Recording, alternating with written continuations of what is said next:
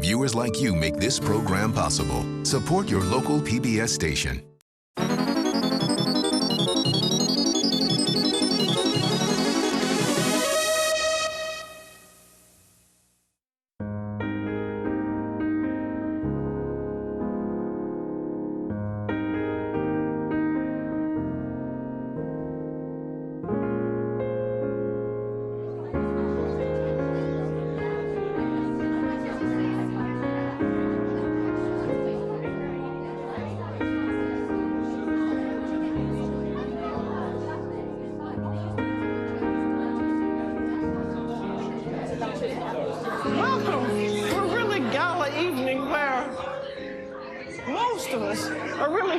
To the nines, and we're sipping this beautiful Chardonnay brought to us by Maher, president of the Beringer Vineyards in Napa Valley, California. He's brought all of the wines for the dinner. We have a great guest chef, Jean-Pierre Goyenvalle, chef owner of the Lion d'Or in Washington, D.C. He has promised to astound us with a flaming dessert. And we have, as a guest of honor, James A. Beard, author of many, many books, authority on American cooking, and a very dear friend. We have a great first course of Alaskan king salmon smoked in Seattle. We were up there just the other day, and I learned every one of their trade secrets. How much does a one like that weigh? It's a salmon like this is about 30 pounds. Wow. How old Beautiful. would it be? Well, Chinook salmon mature anywhere from 3 to 5 years old. So 3 to 5 years old, you get that great big fish. That's beautiful. And then what happens after you get them all defrozen? At this point, they're put on to the table here where they're scored. Oh, Fins why are is removed. that? I'll show you all about that later. Okay. Yep. Okay. Fins are removed. Okay. And then Jim splits them. Yep. Does a beautiful job too. Oh, look at that. Actually, you can't waste any meat on that. Quite an art to this. Yeah. Okay. That's beautiful. This particular fish, as I was saying before, is from the Cock River in Alaska. Yeah. We choose these for their natural oil contents and the thickness in their bellies. Yeah, they're just thick. Yeah, it's beautiful fish. And then what happens? Okay. Over here, Scott is curing the fish. Oh, I can see why you have those razor slits. Right. And what's the cure made out of? It's a mixture of salt and brown sugar. And why do they have sugar in it? Okay, the sugar is used for a flavoring. We don't use too much so as not to get it sweet. Yeah. John is rinsing off the excess salt and sugar. Oh. And he puts it again into a tub where he uses a salt brine solution to soak the fish in. Oh, how long does that take? It takes a couple of days. Yeah. And this process actually reconstitutes the fish and draws more salt out of it. And then what? We put them over here in these soaking tanks. Oh, I see, yes. To remove more of this salt from it. Oh, and that feels really soft again. Yes, it is. How Although long does it this is go on? Anywhere from 3 to 5 hours. How can you tell when it's done? By taste. Oh, you mean cut a little piece off and eat it? I see. It makes very good sense. Okay, when the soaking process is done, we remove it from the water and put it into our smokehouse. Well, that's not really so complicated, is it? Actually, it isn't. No. And this is our smokehouse. The Stygian caves. You can see the walls are all black. They're all black. This probably represents about 30 years of smoking in here. Wow. Those are so beautiful. This is a finished product. They've been in here overnight. It's so beautiful, isn't it? All that lovely shiny look to it. Been smoking anywhere from 18 to 20 hours. And smells awfully good. What do you smoke it in? Alder. We use alder wood chips. Oh, why alder? Well, alder is a hardwood. It's traditional of the Northwest. The abundance of alder is great. What does it look like? Well, here's some alder wood chips right here. Oh. Gosh, can I taste some? Oh, smell it. I mean, I don't mean I don't want to taste that, but I mean I'd love to taste a little bit of the We have a smoked little fish. piece out here for you to try. Good, good. Most of the smoked salmon, Julia, is sold by the whole side. A fish market or a restaurant where they like to slice it themselves. will buy it this way. When a customer comes into a fish market, they can slice it for them on an angle like this. Or if the customer prefers to slice it themselves, they'll buy just a piece of fish, however much they want, and slice it. I like it that way, let's see. The hotels and restaurants where they have a large banquet or party buy it all pre-sliced like this. That's very pretty, We do all the work for them, it? and all they have to do is open it up and present it on the table. Here's some of the slices. Go ahead and try a piece. I'd love to. Thank you. I'd love to see how you do this. Well, over here, Margaret is slicing.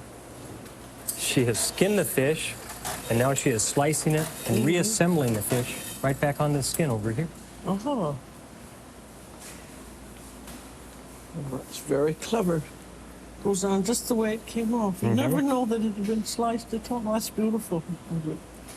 Bob, thanks so much. Well, thank you, Julie. Well, it's been a great pleasure, and we'll look forward and think of you with every bite. Oh, Thank you. wonderful. Well, after our guests have enjoyed a first course of that marvelous smoked salmon, we're going to serve deviled rabbit as our main course.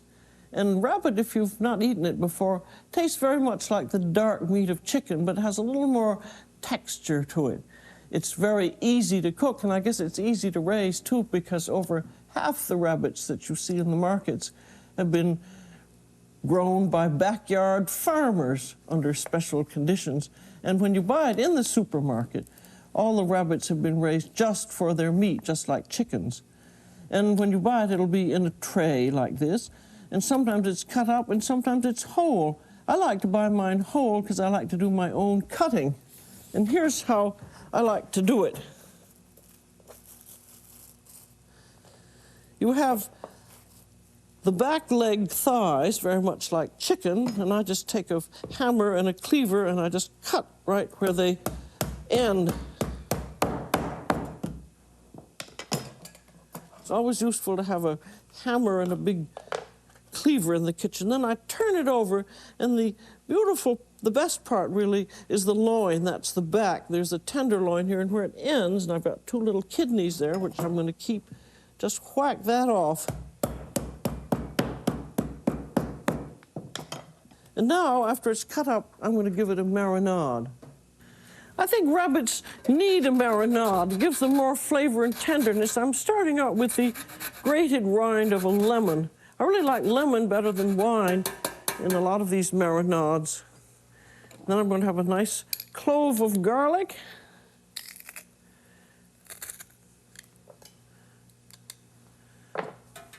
And then to mash that garlic with the lemon, I think that gives added flavor. I'm just going to mash it a little bit with my spoon and then start adding the rest of the ingredients. There's some ground rosemary leaves, which give a good flavor, about a few drops of hot pepper sauce, a little bit of soy sauce, and I think that gives a very nice flavor. That's about a tablespoon there. Then some lemon juice. That'll be about 2 tablespoons of lemon juice. And about 4 tablespoons of good oil. I always use olive oil, but you could use any other kind.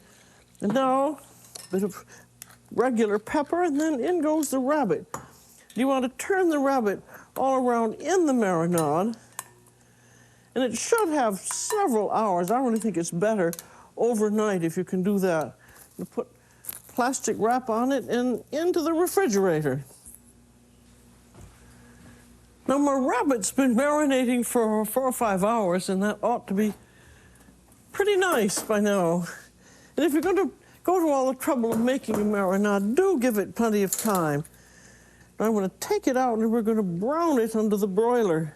I'm going to baste this with a little bit of the marinade, and as it broils, it should be basted 2 or 3 times because it's going to brown it. So it should broil for about 4 minutes. There, exactly 4 minutes. Now it needs another basting, and the basting helps it to brown and also seals in the juices, so do that just as rapidly as possible so your broiler doesn't turn off. And in it goes again for another 4 to 5 minutes, or until it is nicely browned on that side. Then turn it, baste it again, and it'll take 20 minutes in all. Now look at this, nicely browned on both sides. Now I've got some juices here in the pan. I'm just going to save those in a little bowl because I'm going to need them from a mustard coating. There are 4 tablespoons of strong Dijon mustard, and I'm going to put about half a teaspoon of fragrant rosemary in there. And then I'm going to beat in these juices. Now, paint it onto the rabbit, and then it's going to get its final cooking.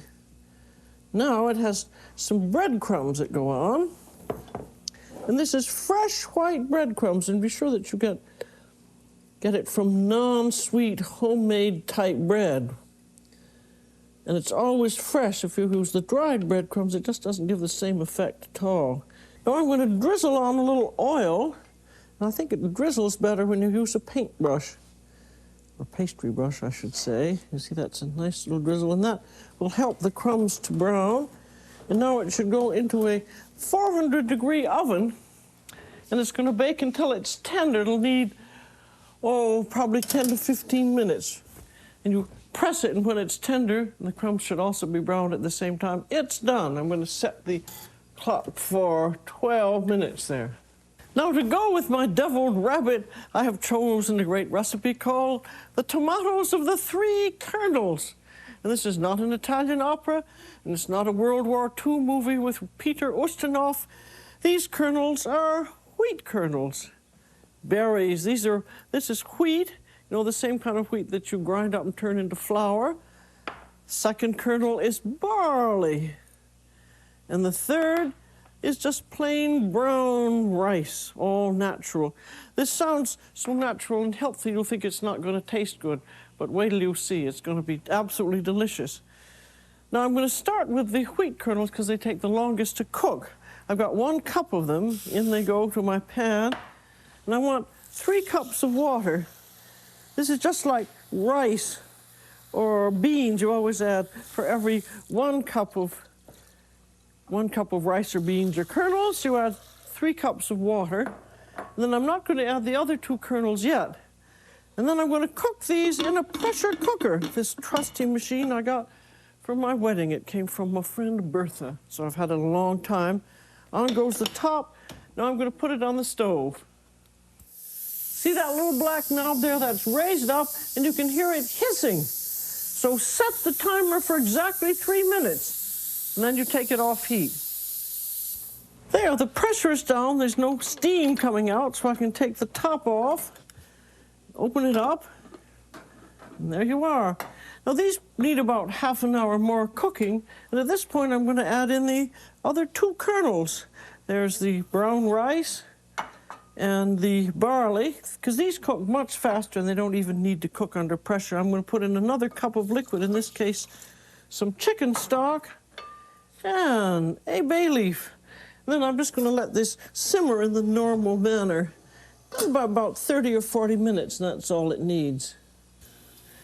Now, while my kernels have been cooking, I've been sauteing some bacon. I had a cup full of raw bacon diced, and I've just sauteed it to render its fat and brown it a little bit. And the kernels are now done. And I'm going to ladle them into this bacon.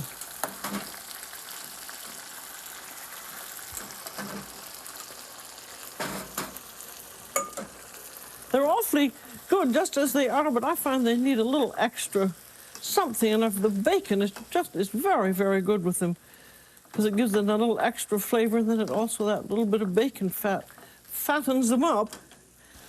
Then we want to taste it for seasoning. It's very important that it be exactly right, as with everything. So give it a little taste. I think that could use a little salt and pepper.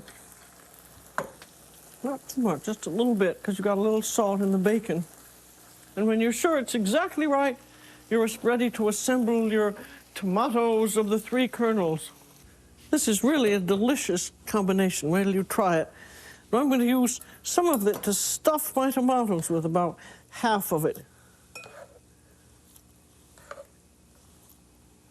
I'm going to put in a little bit of either Swiss or mozzarella cheese, finely grated, about a good handful. Mix that all up. The reason for the cheese is it holds the stuffing together when it goes into the tomatoes. And there, in it goes. These tomatoes have been nicely hollowed out, as you can see. And they were lightly salted and then drained upside down so they wouldn't be watery. And I think it's important to have the stuffing warm and stuff the tomatoes just about before you're going to bake them. Because if the stuffing is cold by the time it warms up in the tomato might have totally collapsed. Now these will go into a 350-degree oven and bake for about 20 minutes, just until the stuffing is nicely heated through. And they have a little pinch of cheese on top.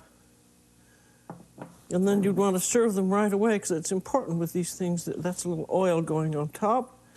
Now these should be baked as soon as they're filled and then served as soon as they're baked. So here they go. And now to my broccoli. We're going to have hashed broccoli with lemon sauce. And this is broccoli that has been peeled and blanched. And you see how nicely that's diced. And just before serving, I'm going to heat it with a little bit of butter and salt and pepper. Then over here as a garniture, I have the little broccoli flowerets, which have been cooked exactly the same way, and they'll also be heated up. And then here, I have the makings of my lemon butter sauce.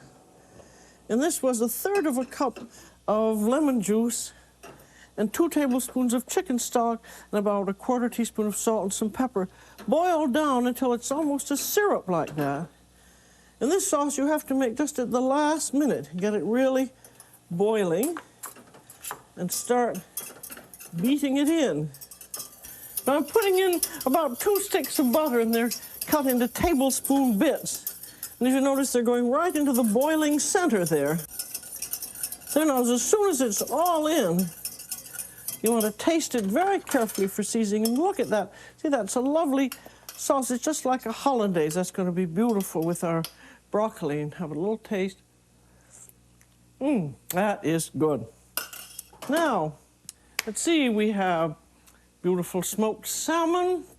We have deviled rabbit and tomatoes of the 3 kernels, hashed broccoli with lemon butter sauce. Wait till you see our dessert. Okay, Julia, what about very nice orange souffle that we're going to make for your dinner tonight? And this is a favorite dessert that we have at Le Lion d'Or restaurant in Washington. And we're going to prepare that orange souffle. And of course, to start to make that souffle, we're going to make a French pastry cream. And we're going to have some milk. We're going to boil it. So here we have the eggs. And first you mix the sugar, because the sugar is melting with the eggs. And so that's the order of things to do. So you melt the sugar with the eggs. And you whip it up, mix it real well. And you add the flour. And you mix it real well until it's smooth, and so this way you don't have any lumps in your pastry cream. See, now it's very smooth and there's no lumps whatsoever. So you pour the milk and you mix all the time while you add the milk. Here we are. Okay, mix it well. And you put it back in the casserole, because we're going to cook the pastry cream. You put back everything in the casserole. And you have to cook it for about 2 or 3 minutes, boiling. So mixing all the time, otherwise your pastry cream will stick at the bottom of the pan, and you don't want that to happen. It's almost ready. And now you have the real nice French pastry cream that we're going to take out in a bowl. And with that, we're going to make the souffle. The egg yolk in your cream are the ingredients that will help your souffle to rise. With the egg white, of course. The egg white will make it airy, but the raw egg yolk like this will help your souffle to rise. Okay, I just add the 4th egg yolk into the cream, and now we have the nice smooth cream. And now we have to add a little orange rind. The orange rind is what you obtain when you peel the top of an orange like this. And this you can run it in a food processor, not to have a paste. You must be still coarse. And once you have that, you will cook it in sugar and water until you have something like this. You know, it's like a paste, but you still have the coarse orange wine into it. And this will give the flavor to your orange souffle, the real orange. So you put about a tablespoon of it. Okay. And now we're going to add the orange liquor, which is made in France. It's a Cointreau liquor, and this will really give a delicate taste to your orange souffle. So you just pour. And the quantity is not really important. Don't put too much, but just put enough so you have a nice flavor in your orange souffle. Okay, now I'm going to add the egg white, which I already whipped up, and to which I have added a little sugar to help them to stay smooth, because otherwise they will get grainy.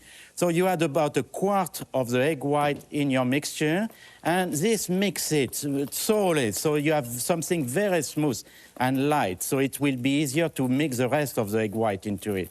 And you see, like this, don't overdo it, but mix it quite well. And now we're going to add the rest of the egg white, and this time you have to be a little more careful, because you must fold in the egg white so your souffle will be light and airy. And you see, you mix it until you don't see any more egg white, lump of egg white into it, and that's it, your souffle is ready to put in the mold. You pour it a little bit at the bottom of the mold, like this. Spread it around, like this. And you will add a few orange sections at the bottom, so you can just place them around like this. You have preheated your oven already at 375 to 400 degrees. And now I'm going to put this in here for about 25 minutes. And remember, all ovens are not the same. So keep watching your souffle. Don't be afraid to open the door. While we are waiting for the souffle, we're going to prepare the sauce. And here we are in a bowl, a little apricot preserve, which I have cooked with a little water and strained it and reduced it. So this is what we're going to flavor the sauce with. To that, I'm going to add some apricot liquor to dilute it somewhat. You can add the whipped cream, like this. Just mix the whole thing together. And now you whip the two ingredients together and see, take a nice apricot color. And don't add any sugar because the apricot is very sweet. So that's it for the sauce. This is what we're going to serve with the souffle, and let's check if it's ready now. And look at that. That smells good. Okay, just to finish it, we're going to sprinkle a little sugar on top of it, just like this, very delicately. Like this, to cover it up all. And we're going to put a little oranges for the decor, like this, all around it. So it makes a nice decoration. And on top of that, now we're going to use the orange wine just to give a little crunchiness to the souffle. Where is my Cointreau? I need this to flambe. Chef. Oh, Julia, thank you very much. Very welcome. Okay, now we're going to flambe the souffle. Just pour lovely. a little Cointreau on top of it, and it's going to warm up with the souffle. Oh, look at that. Yeah, well. I've never seen a flaming souffle before. That's absolutely beautiful. And wait till you see the wine you're going to have with that. The Beringer Vineyards are located in the Napa Valley and were founded way back in 1876. The president of the company is Dick Maher. He's brought us quite a collection of unusual wines. Well, what are they, Dick? Well, I think it might be good to review the menu. Yes. First of all, with the ham puffs and the liver, this Fumé Blanc, which should be particularly nice. Oh, is that sort of a nice dry wine? Oh, it's a very nice dry wine. It's crisp with a high acid. Should complement the food very well. Good. And then we have smoked salmon. Well, I recommend that. You know the Chardonnay is a queen of the white wine. Now, rabbit. What are you going to serve with that? Well, you know, the rabbit's going to be with mustard, and when you think of mustard, you think of Dijon. When you think of Dijon, you think of Burgundy. Yeah. So this is going to be a Pinot Noir, wild good. yeast, a very, very small lot. Well, now, tell us about wild yeast. We let the wild yeast that grows naturally on the grape ferment this. So there's no yeast is added at all. Could we have a little taste of that? Oh, I'd love to Because give you I that. don't think I've ever knowingly tasted a wild yeast wine. It's a nice color, I must say. Notice how it sparkles. I guess, and the Pinot Noir is one of the more difficult wines to raise, isn't it? Oh, it certainly is. That we in California have been trying to chase the holy grail, I think, with Pinot Noir, and I think we're coming close, particularly with something like this.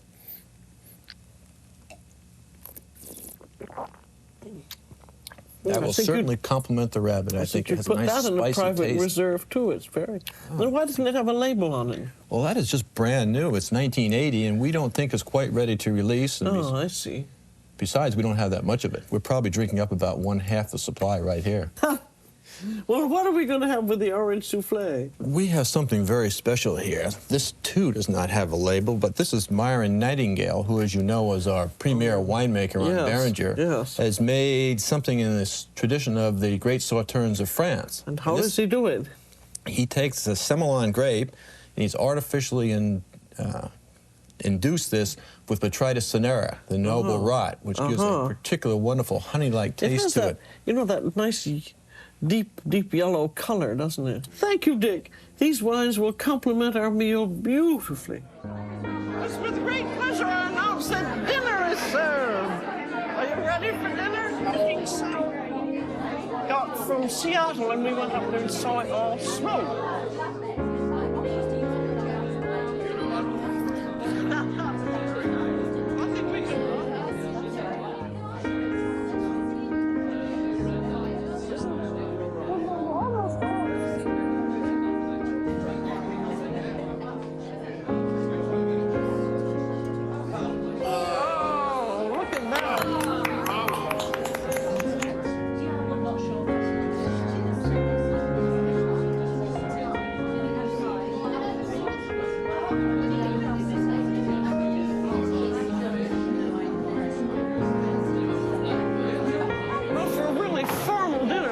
Loads of fun.